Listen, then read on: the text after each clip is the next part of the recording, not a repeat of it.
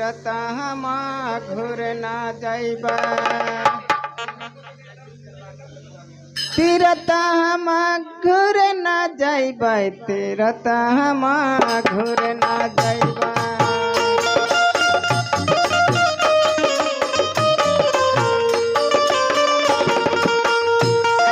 तीरता हमा घुर ना जाइबा घर ही में शिव गुरु के मानैबा तीरता हमा घुर ना जाइबा तीरता हमा घुर ना जाइबा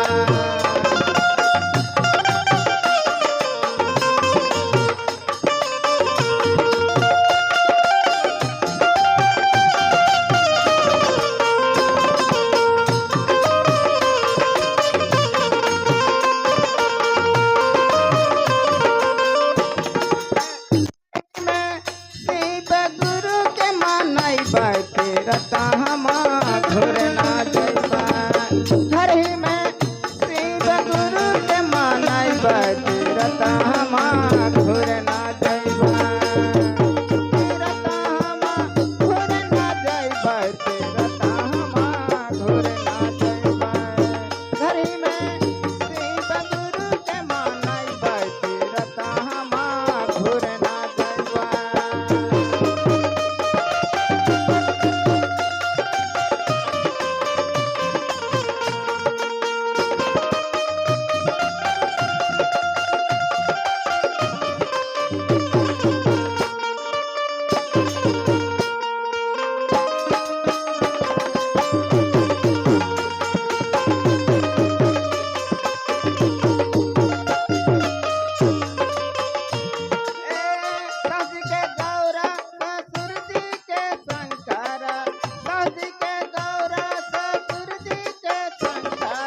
पति जी के विष्णु समझ तीरता हमा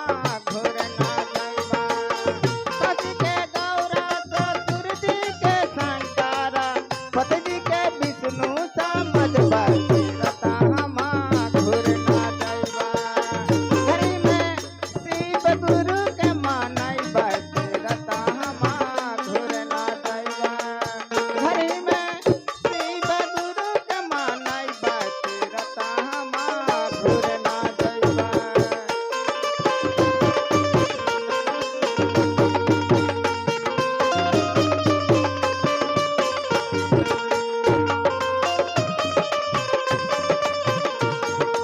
तीरता हमा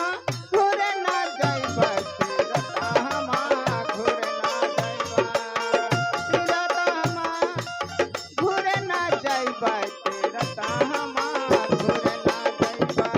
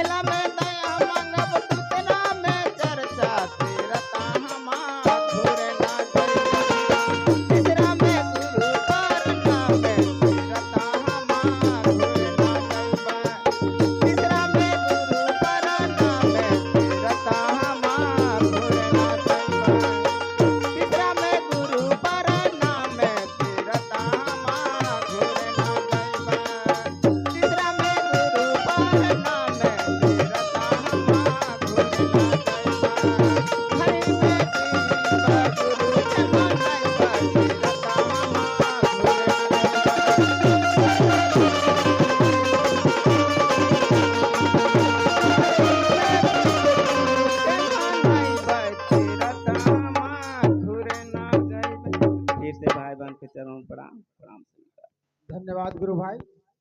एक भजन, गुरु के भजन के बाद हम लोग माँ भगवती के भजन की ओर चलेंगे।